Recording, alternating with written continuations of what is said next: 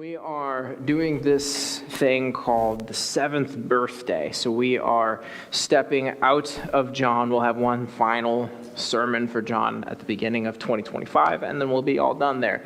But for the Advent season, as we prepare for Advent, we're going to be taking up 2 whole months for what's this seventh birthday stuff, where we go through 7 births that were predicted, just like Jesus, leading all the way up to the greatest one being Jesus. So last week we covered the promised birth of Isaac and what all that meant.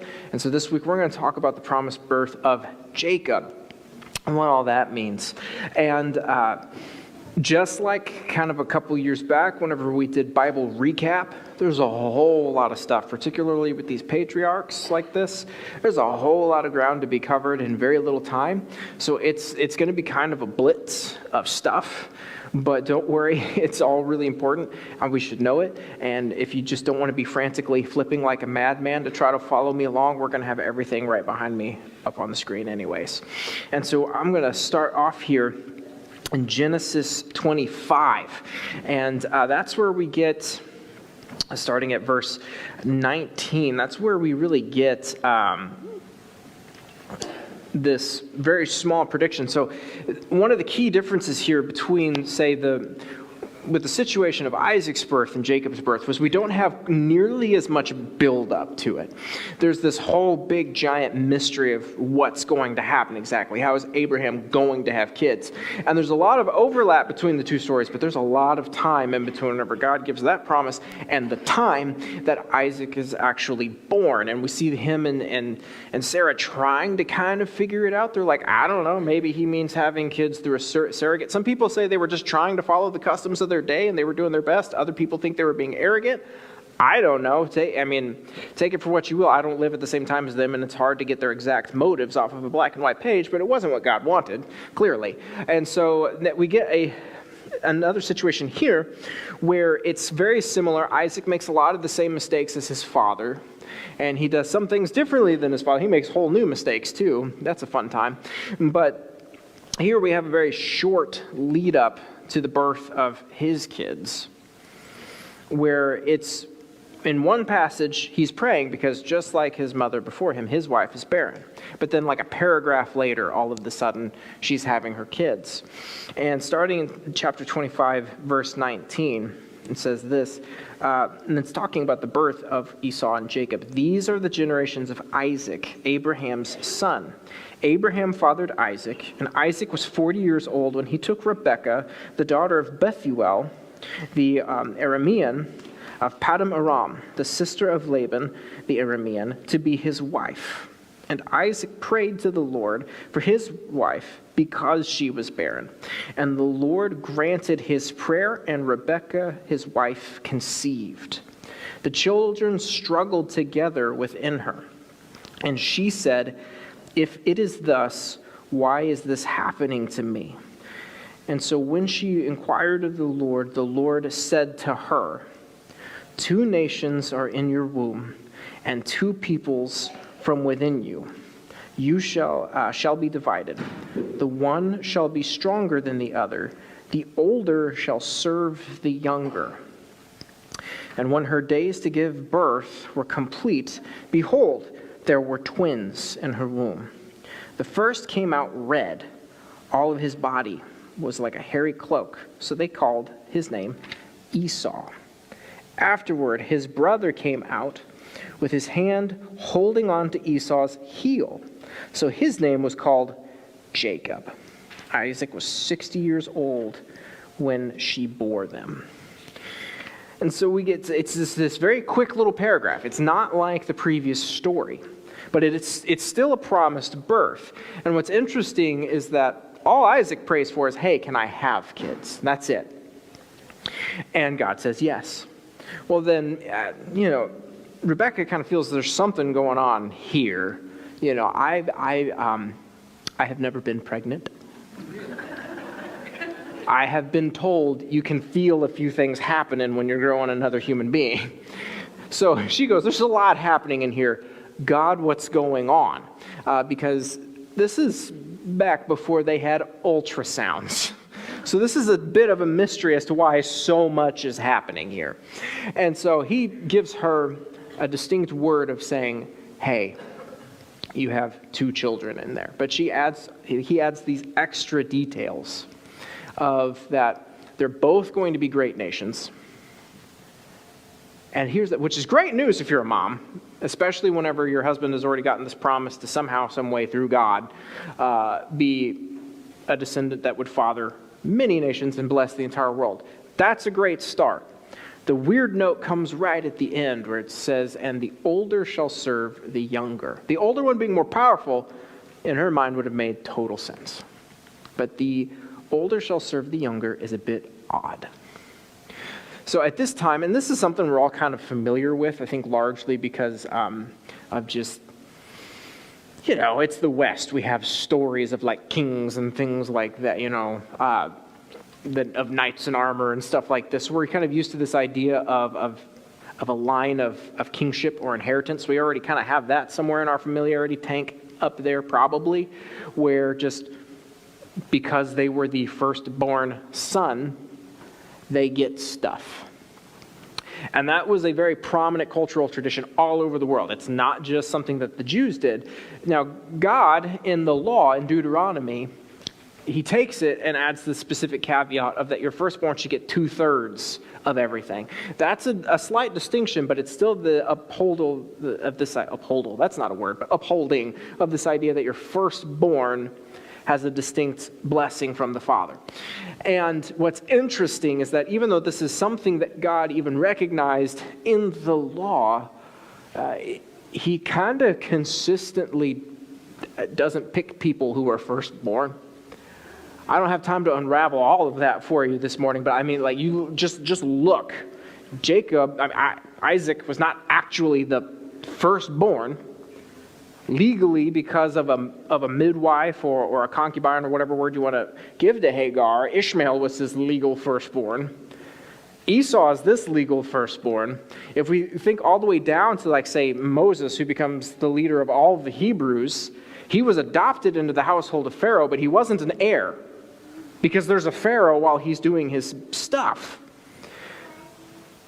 Whenever Israel needed a king, they got Saul, but the person God had in mind, and Saul made sense for them because he is a tall dude. He was buff.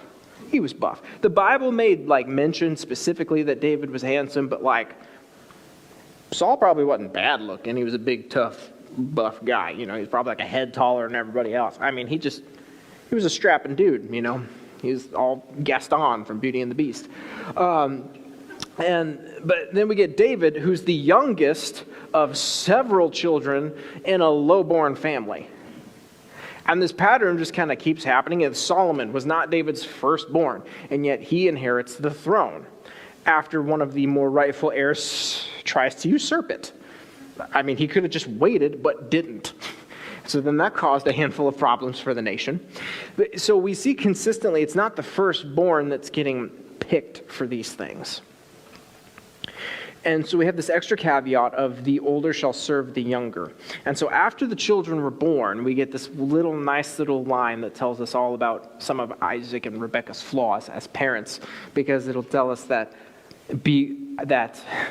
Isaac loved Esau because he was strong and brought home a lot of food. Essentially, is what it was saying. And Rebekah loved Jacob. And it describes Jacob. Some of your translations might not use the best sort of English word for it. It'll say a mild man. For us, some of us think of the word mild as timid. I mean, these guys were twins.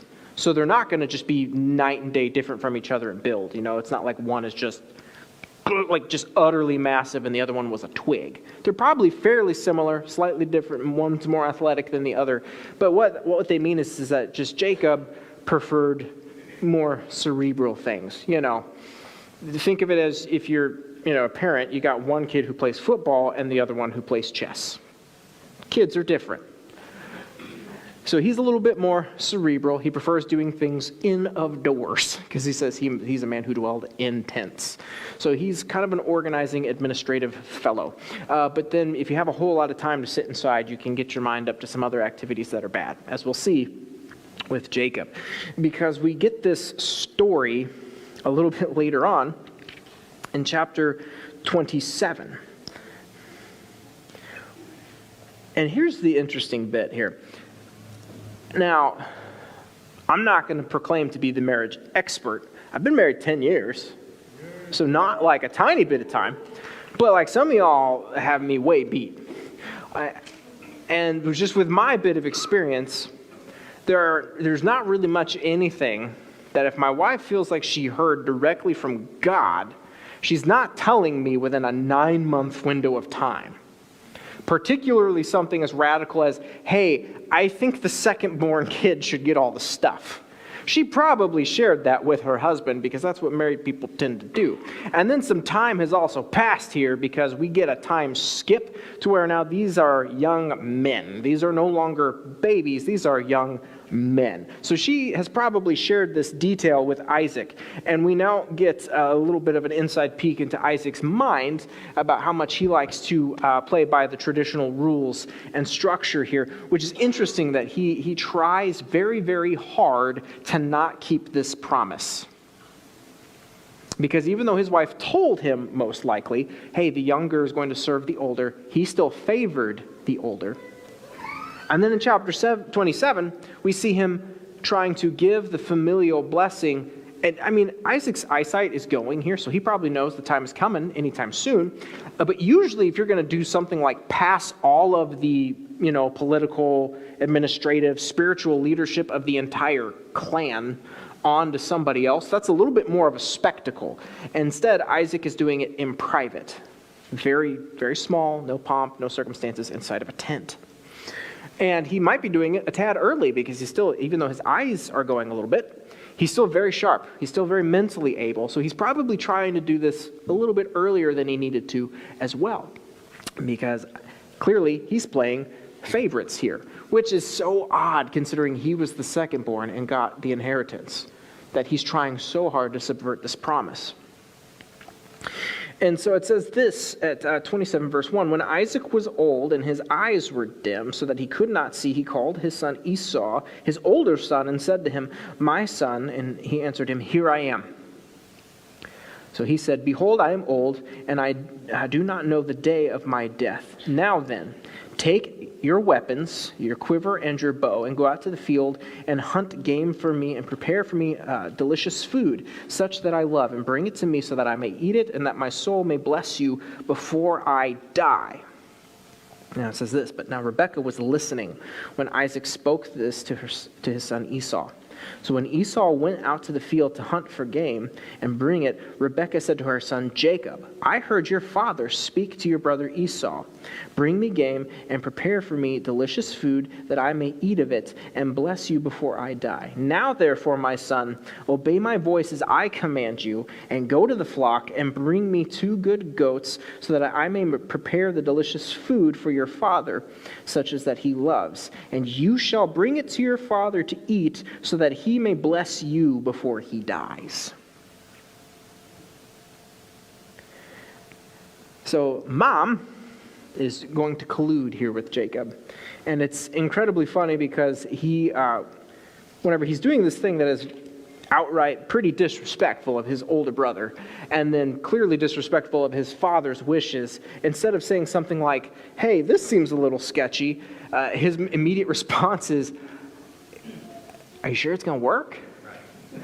Like, that's the response. Like, can we do this? Because he's hairy, and I'm not. Like, I don't know what the reason for that is. Maybe Esau just got all the good follicles, or Jacob was just a cleanly guy. I don't know. But he's hairy. And so Rebekah's like, we'll cover you in goat fur. We'll do something so you smell like which tells you a whole lot about Esau, that his 2 main features are that he's hairy and he smells like the goats. But whatever. So that's her plan. That's her whole plan is, hey, we're going to cover you in this stuff. And so go in and pretend to be your brother and get this blessing. So they're having to steal the blessing that God was already intending for Jacob in the first place. And so at verse 30, it says this: as soon as Isaac had finished blessing Jacob, so he does this, he gives his father the food, his father gives him this remarkable blessing that he fully assumed was going to be for Esau. He says this: as soon as Isaac had finished blessing Jacob, and when Jacob had scarcely been gone from the presence of Isaac his father, Esau his brother came back from hunting, and he had also prepared food and brought it to his father. And he said to his father, "Let my father arise and eat of his son's game, so that he may bless me." And his father Isaac said to him, "Who are you?"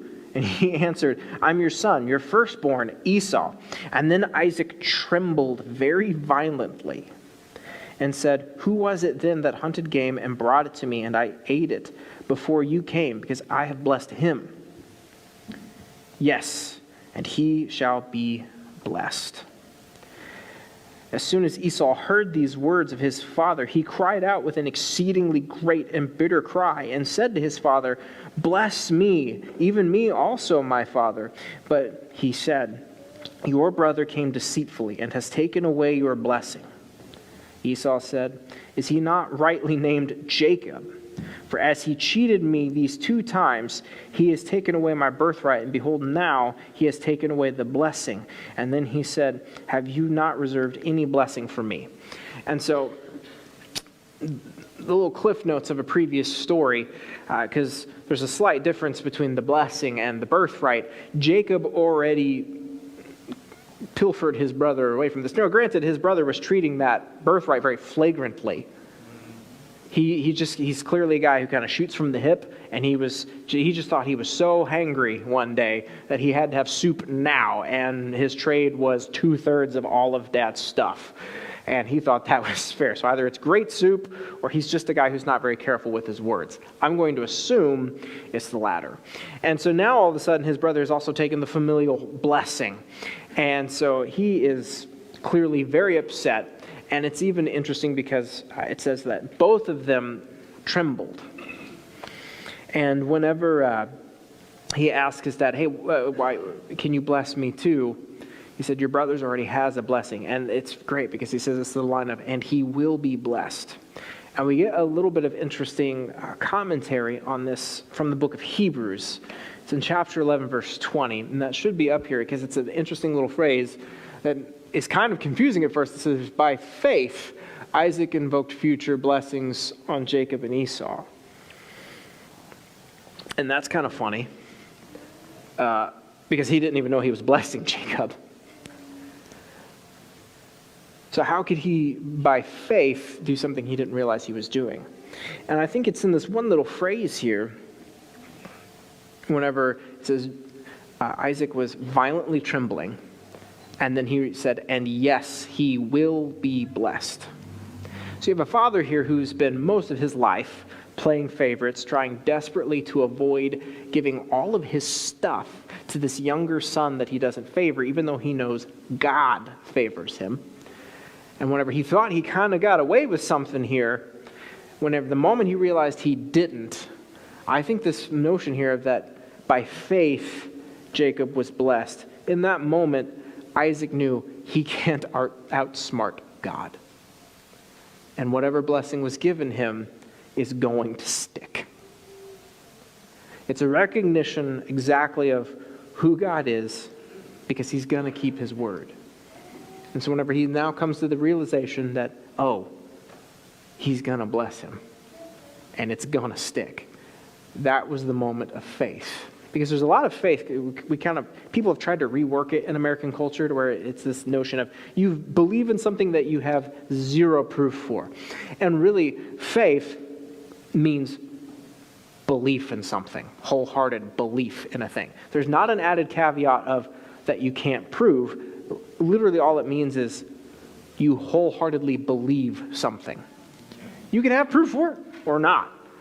This whole idea of you don't have proof for it was added by Western culture. But all it was supposed to mean was wholehearted belief. I have wholehearted belief before I sat on the stool it was going to hold me. I have proof of that because I've sat on it many times before. But also, even if I hadn't, I can look at it and estimate chairs are probably going to work the way they should. So I wholeheartedly believe it will hold me up. Isaac now wholeheartedly believes God is going to bless Jacob. That's where faith comes in. And so we kind of have to fast forward a bit some more, all the way over to Genesis 28, starting at verse 10. And it's so interesting because here's the thing. Jacob, in case you haven't noticed the pattern here, is not a particularly great guy. There's probably a lot of reasons why his dad doesn't like him. I mean, you can see from this kind of stuff, he's probably kind of annoying. Seems a tad dishonest. He's not a particularly great guy. And he's kind of fitting in so far because Abraham wasn't always the brightest or the best.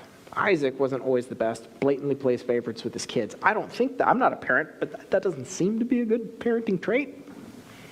So he seems to fit right in. But Jacob also has some of the most bizarre stories about him in the Bible. And this is one of them. It's very strange. So starting in 28 verse 10, it says, Jacob left Beersheba, so his father sent him out to go find a wife, is what's happening here. Jacob left Beersheba, and he went toward Haran. And he came to a certain place and stayed there that night, because the sun had set. And taking one of the stones, I apologize, just finding a footnote here for myself, to lay his head down in that place to sleep. And he dreamed, and behold, there was a ladder, and set up on the earth, and at the top of it, it had reached to heaven.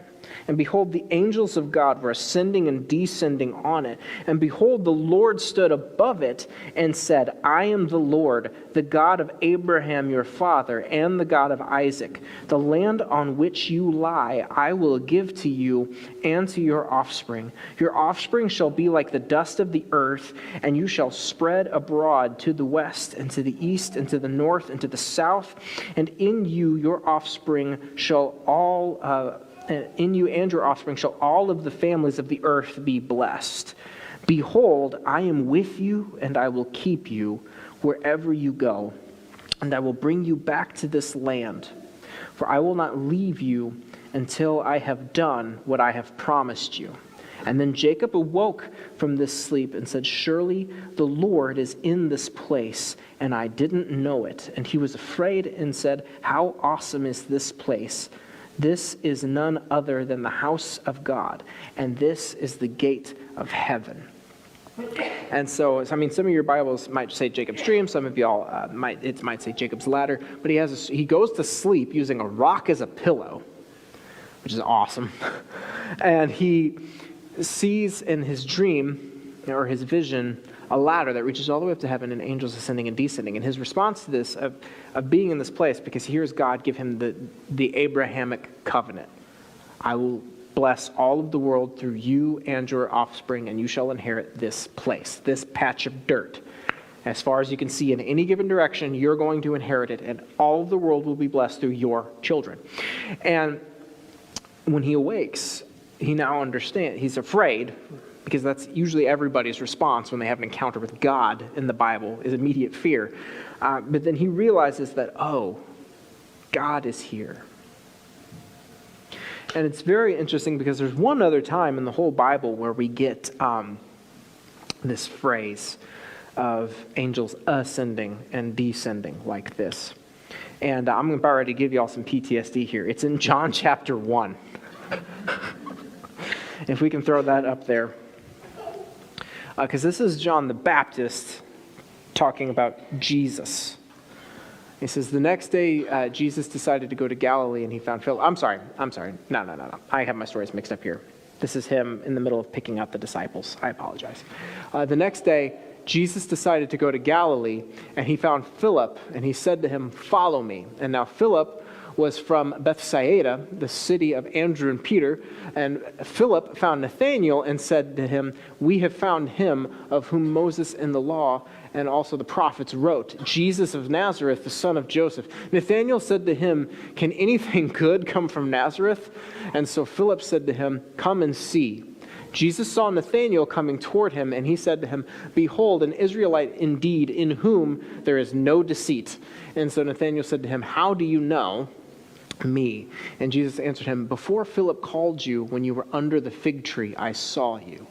And Nathanael answered him, Rabbi, you are the Son of God. You are the King of Israel. And so Jesus answered him, because I said to you, I saw you sitting under the fig tree, do you believe? You will see greater things than these. And he said to him, truly, truly, I say to you, you will see heaven opened and the angels of God ascending and descending on the Son of Man. That's the other time we'll get this language. At the start of Jesus' ministry. So whenever Jacob was sitting here in the middle of the night, his conclusion was, there's two conclusions. Essentially, they're going to be, I've truly gotten this covenant from my forefather, and God resides here. And the next time we see God actually residing with his people, we get the exact same language of angels ascending and descending. This is a very strange kind of cryptic vision, but really what you need to take away from it is that you have access to the heavenly space. That's what this means. I don't know if there's not some like cryptic thing about the ladder and like little yarn strings we need to do all these crazy things with. The idea is there is access to the heavenly space, and God will bless you. That's what that means. And Jesus is equating that presence from Jacob's vision to his own ministry later in the New Testament. And Jacob's not a particularly good guy, which should probably give us all a bit of comfort. Because I've had a lot of times in my life where I'm not a particularly good guy. But apparently, access to God's presence and his blessings aren't contingent upon you and me and our personal character. It seems to just be contingent upon God's mercy and if he decides to bless you. That should give us a decent bit of comfort there.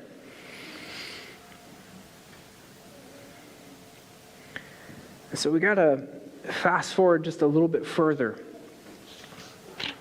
to another odd and yet particularly famous story for Jacob in Genesis 32. In verses 22 through 30.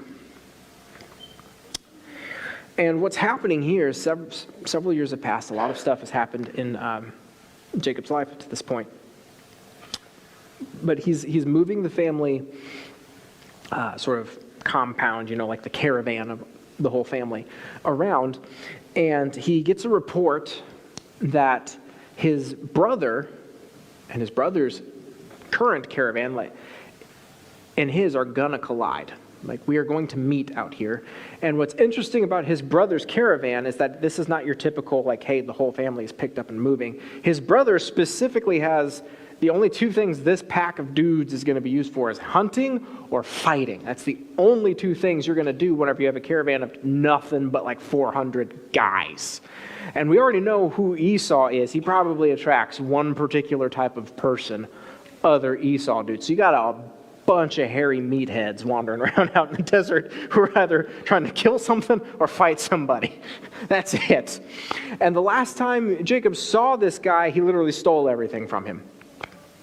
These are not good terms to be on whenever you know that's the guy I'm getting ready to meet out here. So Jacob does the only logical thing you do when you're getting ready to meet a caravan of 400 armed men is send your wife and kids ahead first. Yeah. When the ship's going down, women and children first. He's... Oh, there's a delayed reaction over there. He's trying to butter his brother up, essentially. His only conclusion is, Esau's coming to kill me. And he's going to take everything back that I stole from him. Which is probably a reasonable conclusion to draw when you live in an Eastern culture very heavily surrounding honor and shame. It's a commodity. If you take my honor, the only way I get it back is if I hurt you back and worse.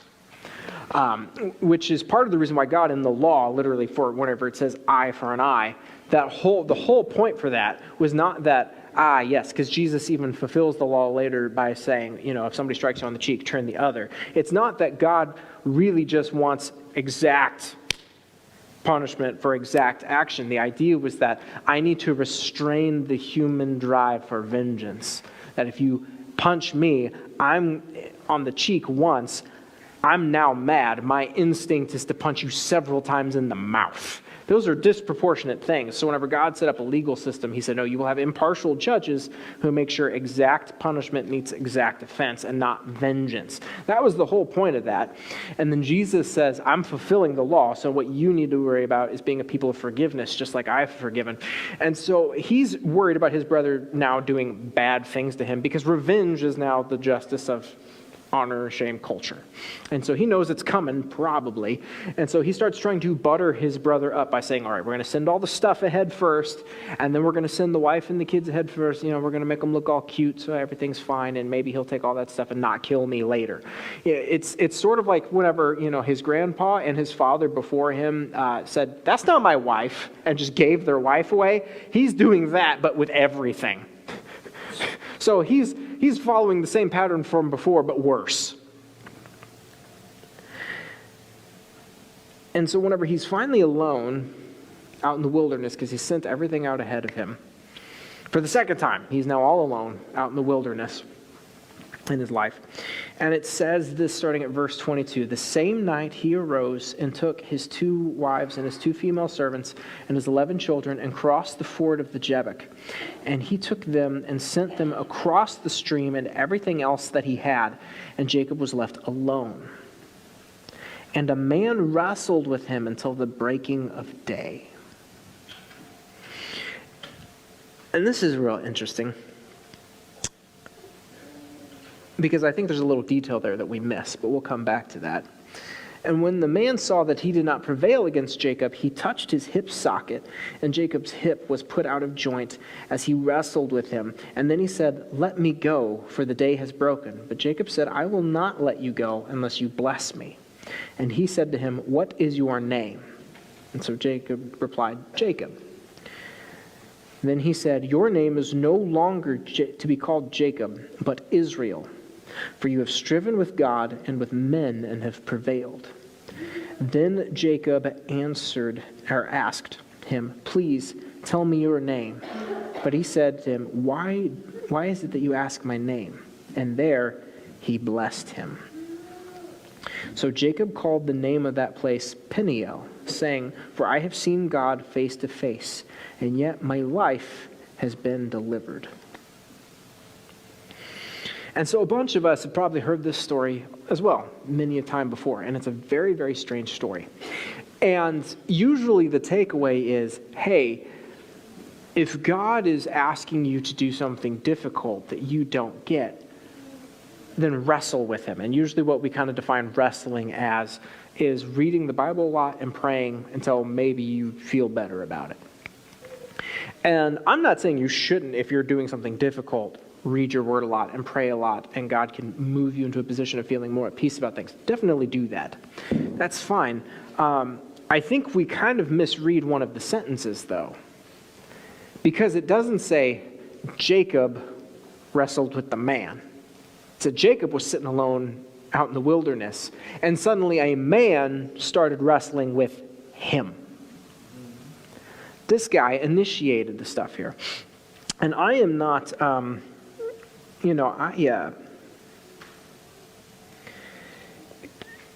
going to a Southern Baptist seminary, I'm not just like I'm one of these major Charles Spurgeon nerds. Maybe the Spurgeon bug missed me or something. I don't know. He's a great preacher. I'm just not an uber Spurgeon nerd. Spurgeon's got some really great quotes about this particular passage, though, that I'd like to read. Because he gives some commentary on Jacob's behavior. It said, I had always set Jacob up in my mind as the very model of a man wrestling in prayer. I don't think so now. He divided his family and put a person in front to appease Esau. He did not go in front himself with the holy trust that a patriarch should have felt, guarded with all of the omnipotence of heaven, that he might boldly have gone to meet his brother. But no, He didn't feel certain that the latter would bow to his feet, although the promise said, "The elder shall serve the younger." He didn't rest on that promise. It wasn't big enough for him. And it says the man, who we understand to be God himself in human form, initiates this wrestling match with Jacob. Now, to Jacob's credit, he didn't stop wrestling. He kept going. And it's not obvious at what point Jacob realized who he was wrestling with. It's clear that by the end of it, he knows. But at some point, he figured it out. And then whenever he refuses, utterly refuses, because odds are when you're wrestling with God, you're not winning. Jacob's already not known for his physical prowess at this point. That was his brother's gig. I mean, he's stubborn, so you give him that much. God's like, all right, you're not winning, let me go. Jacob says, no. So God says, very well then, and touches him on the hip and puts his whole hip out of socket. I don't know if you know this hip and ball socket right here is incredibly strong. It's incredibly hard to dislocate it. Very difficult. And when it happens, it's painful. And because the socket is smaller than the ball, because that's how it stays in there, along with muscle and tendons and all kinds of other stuff. If it goes, it doesn't go right back without a whole lot of force and a whole lot of pain. And I don't think there are very many doctors who know how to reset the hip out in the desert in the Middle East, just wandering. So Jacob stays like this for the rest of his life. It says he walks with a cane for the rest of his life. So what exactly is happening here? If it's not what we've always thought of, just like, oh, well, Jacob is the one wrestling God because he needs to, feel more at peace. What exactly is happening? Well, a separate quote from Spurgeon, like I said, that I think really gets to the heart of this. It says, "It does not say that he, Jacob, wrestled with the man, but there wrestled a man with him. We call him wrestling Jacob, and so he was, but we must not forget the wrestling man, or rather the wrestling, and here's the point, the wrestling Christ, the wrestling angel of the covenant who had come to wrestle out of him much of his own strength and wisdom." And so whenever Jacob finally still would not relent, whenever he's clearly not winning, God says, fine, and makes him relent by putting his leg out of place. And by the end of it, Jacob's no longer wrestling him. It just says he's just hanging on to the guy. Like at this point, whenever you try to tell a kid no and they literally just wrap around your leg, and so now you've just got this kid around your leg that you're like dragging across the house, like go to the tub or the bed or something. He's just being annoying at this point, and he won't let go. And it's at that point that he's bitterly just saying, just please bless me, because if you don't, I'm going to die. And it's at that point that finally, whenever Jacob hits that realization of, I can't fight anymore because this person is bigger than me and better than me. But surely if they're bigger and better than me, they can bless me, or I'm going to die. And it's at that point that God blesses him and changes his name from Jacob to Israel, because Jacob's a fine name now because of the fact that we like it, and there's all these character things that go along with it. At the time, the name Jacob, it literally meant heel grabber. The whole idea was, to put it politely, they're a little scamp. They're a rascal. They're going to be a troublemaker. That's what the name originally meant. And he was perfectly living up to it. And suddenly, he's got nothing left. He's played all of his cards. He can't trick his brother out of killing him anymore. If sending the family ahead didn't work, he's got nothing. And yet, even though he should have had all the confidence in the world because he literally met God before and God said, I will keep you until I keep my word, he didn't believe it. And so now God came to him again, alone, in the wilderness, again, where they've already met. He should already have full assurance. And now God starts trying to wrestle out of him his own strength. Because the name Israel, so Hebrew names are a little bit tricky. Hebrew sentences are relatively straightforward, aside with some exceptions. Hebrew names can be a little bit trickier because usually they're just kind of a word that we're also reading in some other stuff too. So like my name, Nathan, is a Hebrew name. And the actual word is Natan. And it just means to give. And it's generally just read like that, masculine. But if you look up what does the name Nathan mean in like a book thing, it'll say a gift from God. And so people are reading in this connotation that God has given you something. You're welcome. I'm sorry, that was a bit cheeky. But they're reading in some extra meaning there from just a verb. And so Israel, some of your translations will say something like, because you have striven with God and with man and overcome. And that's part of what God's quote is. There's just as equally good of a translation of that would say, because God has preserved you. There are multiple meanings for this name. One of them is, God is preserving you.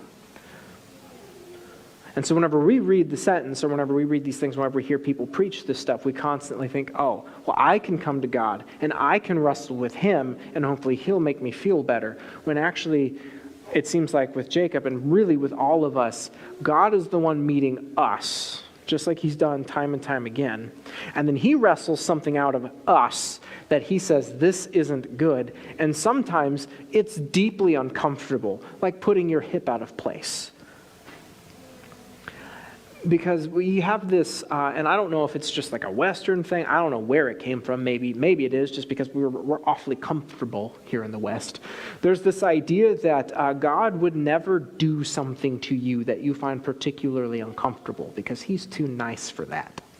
And usually it has some weird, like roundabout, rudimentary way of trying to say God would never do something you don't like because you're an autonomous person who can do your own things and yada, yada, yada. You are. You can make your own decisions. The Bible tells you you're very clearly responsible for your own decisions.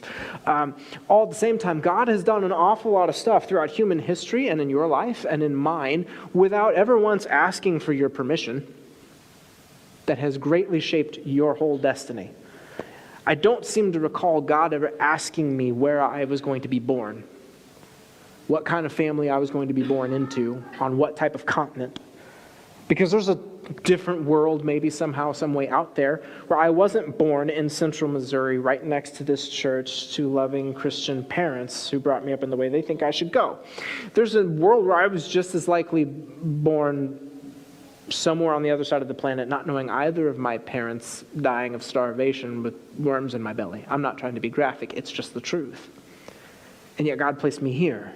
And I didn't earn that, I didn't deserve that, he just did it. God can do all kinds of things without having to ask our permission. And yes, we here in the West like to think we are autonomous and we are the masters of our own fate and our own destiny because American dream and pull yourself up by the bootstraps and all that kind of other good stuff. You should work hard. Work hard. It's a good thing to do because it's typically the pattern that people who work hard, things tend to go well with them.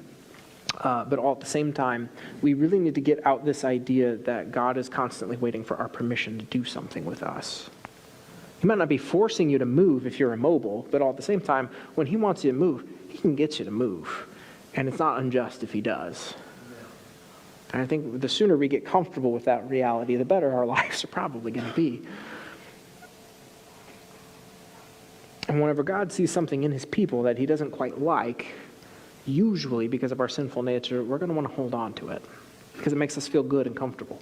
Jacob's plans and his schemings made him feel comfortable, and they took away from the promise that he could have had. He could have walked into this confrontation with his brother, head held high, because God said, I will preserve you. He didn't. He tried to bribe his brother by giving him back all the stuff that he had stolen from him. And God said, I need to get this out of you because this is a problem. And so he found him, he wrestled him, and he took away his last bit of strength he had left until all he had left was to say, God, I need you to bless me because that's the only thing that's going to get me to the other side. Fine.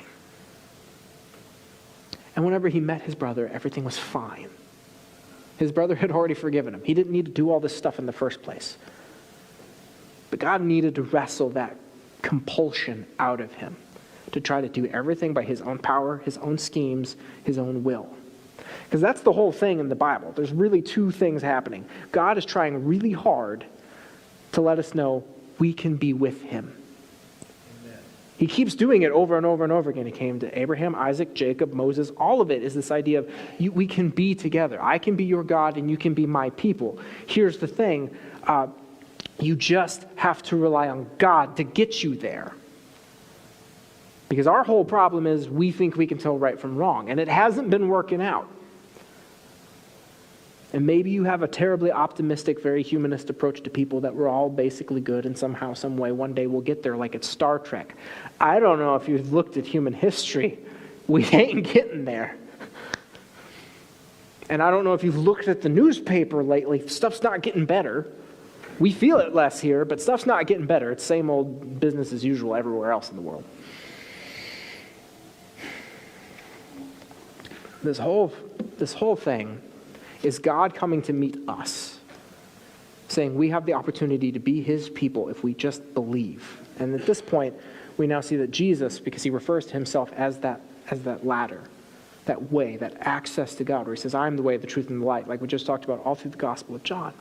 If you believe, truly believe that Jesus, at his word, that his life, his fulfillment of the law, then his death on the cross, and then his resurrection after that are sufficient to satisfy God. And what's written in the Torah, what we're reading right now, then you can be God's people. You can be one of his people, and he can be your God. And that's what it takes. Because God is trying to work all of human history to have his people with him. That's the way he made it. And that's the way, if you read Revelation, that everything ends as his people are back with him. Amen. That's his end game right there. And you do that only by believing him. Not through your power, your strength, your muster. You do that only by believing in him and his blessing, his promise, that he's going to get you to the other side. And at some point, you're probably going to mess that up and want to do that in your own strength, your own power, your own timing, somehow, some way. Don't worry. God's probably going to show up. And if need be, he's going to wrestle that out of you. And hopefully, you're smarter than Jacob and you give up sooner. Because if you keep hanging on, then that's where the discomfort comes in. And it's not because God is trying to punish you or make you feel bad. I think we sometimes conflate the words punishment and discipline. Because it says God disciplines those whom he loves. There's a difference between just punishment and discipline. Like if I go out and I rob a bank, the law will punish me. I doubt the judge, just from a human care standing point, because he might have empathy for me, probably wants me to be a better person. His primary job is to just deter that behavior and punish that behavior. That's it. His job is not to formulate me into a better human being. It's to punish and to seek some sort of justice. When you care for someone, though, and you correct their behavior, it's with the distinct thing in mind of I'm making you into a better person, into a more whole person. Because when my parents corrected me when I was young, they didn't just like correcting me. They wanted me to be a better human. And sometimes that looks real uncomfortable. And yeah, there can be a punishment aspect to that, but the whole intent is to always move you into a better place. Even if God is doing something uncomfortable with you, it's to make you holier so you can be closer and closer and closer and closer to him. It's all about access to him. So that's what we see in the life of Jacob and this promised birth. It's a rough ride, but it should give you and I hope that God's promises and his love and his blessing and all of it, they're not contingent upon you and me and our particular character, because Jacob still makes a lot of mistakes, even whenever he gets old and dies. And people still call him Jacob, by the way, because he still reflects a lot of these old character behaviors that he has. But God will come find you and wrestle with you, and if need be, wrestle it out of you. Because he loves you and he cares about you. And the quicker we understand, if we just let things go and trust him, he will get us to the other side. So this morning, whenever we hear all this and we try to respond, just whatever is going on with you right now. I mean, there's a lot going on around us and in our culture. A lot of it's really out of our hands, so I don't know what particularly you've got going on with it. Maybe you're just feeling kind of hopeless or hopefully not bitter about anything. I hope none of you feel bitter about anything. But if there's something in you that you know God has been trying to get you to relent for a while now, then hopefully this morning, through the Spirit, you can be sanctified a little bit more, and that you can let go of it, because he loves you, and he'll get you through to the other side. And I hope he doesn't have to make it uncomfortable for you, that you can just let it go. But even if things do get uncomfortable, you're not being punished because God is angry at you. He loves you, and he's going to wrestle it out of you. Because if we read, the last thing I want to read with you this morning is from Philippians. It's actually chapter 2. So if there is any encouragement in Christ, any comfort from love, any participation in the Spirit, or any affection and sympathy, complete my job by being the same of mind, having the same love, being in full accord and of one mind. Do nothing from selfish ambition or conceit, but in humility count others as more significant than yourselves. And let each of you look not only to his own interests, but also to the interests of others. Have this in mind among yourselves, which is yours in Christ Jesus, who, though he was in the form of God, did not account equality with God to be grasped, but emptied himself by taking the form of a servant, being born in the likeness of men and being found in human form. He humbled himself by becoming obedient to the point of death, even death on a cross. Therefore, God has highly exalted him and bestowed him to the name above every name, so that at the name of Jesus, every knee should bow in heaven and on earth and under the earth, and every tongue shall confess that Jesus Christ is Lord, to the glory of the Father. Is that right there? Yep. And therefore, my beloved, as you have always obeyed, so now, not only as in my presence, but much more in my absence, work out your own salvation in fear and in trembling, for it is God who works in you, both to will and to work for his good pleasure.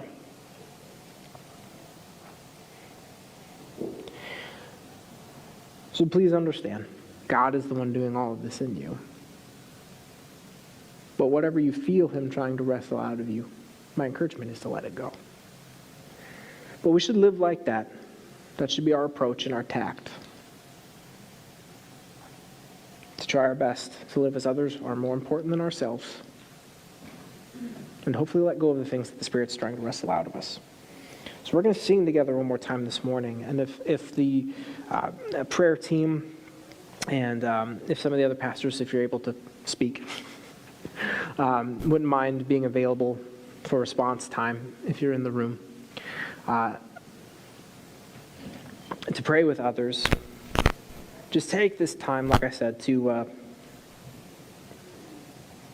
allow God to come to you and grapple with you and to try to sanctify you, because he loves you and his promises are going to get you through to the other side, regardless of how you might feel in this particular moment.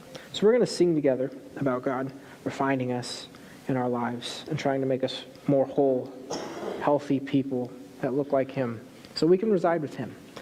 So please feel free to rise, and let's sing together one more time.